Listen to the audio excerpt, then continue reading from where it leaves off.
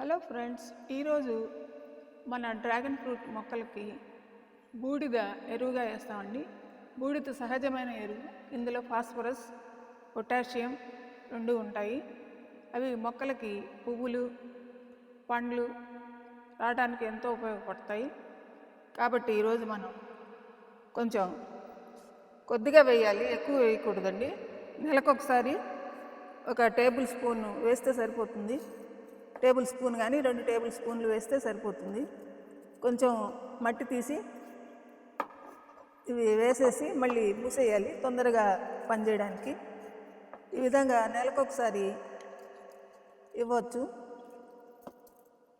బూడిద చూడండి, వేసేసాను. సహజమైన ఎరువులాగా పనిచేస్తుందండి ఇది. ఇందులో కూడా వేస్తాను.